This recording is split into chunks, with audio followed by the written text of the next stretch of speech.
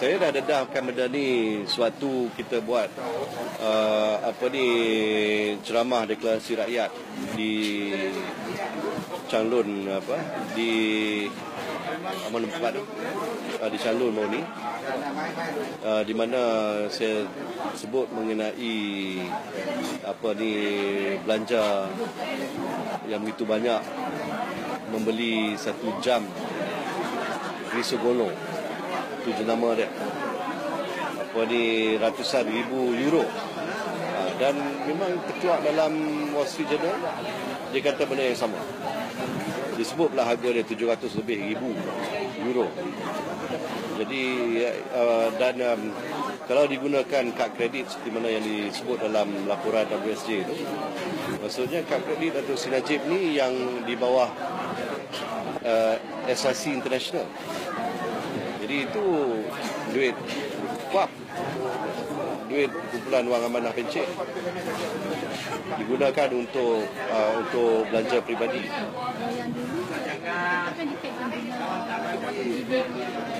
Ya, SRC asalnya dulu RMDB, kemudian RMDB serahkan kepada Kementerian Kewangan, dan daripada situlah dia ambil pinjaman daripada kumpulan wang amanah pencen kuap 4 bilion ringgit, tapi dijamin oleh kerajaan. Jadi itu yang menyebabkan kuap tak fikir 2 kali tu, sebab ada jaminan kerajaan.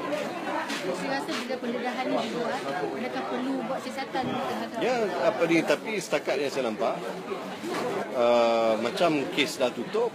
Kalau ikut kenyataan daripada Ketua Polis, kenyataan daripada SPRM, kan, jadi ini yang membingungkan kita, kenapa dalam kes Bank Rakyat fungsi dengan ketua pegawai eksekutif dia boleh didakwa, tetapi yang besar ni, orang kata gajah dia nak milik ni, kita tak nampak.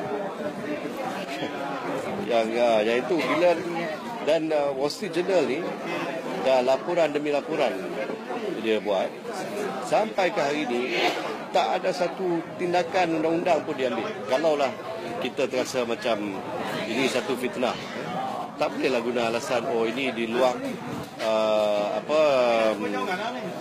sempadan perundangan negara kita. Kenyataan ini dibuat di Hong Kong contohnya. Mana boleh pakai alasan itu? Ya lah, patutnya ambillah tindakan undang-undang. Sampai ke hari ini dah berapa Selasa dah lalu, tapi tidak ada satu pun tindakan undang-undang diambil untuk menyaman pihak yang dikatakan fitnah. Jadi ini pun dah cukup untuk meyakinkan kita bahawa apa yang dilaporkan itu sebenarnya ada kebenaran.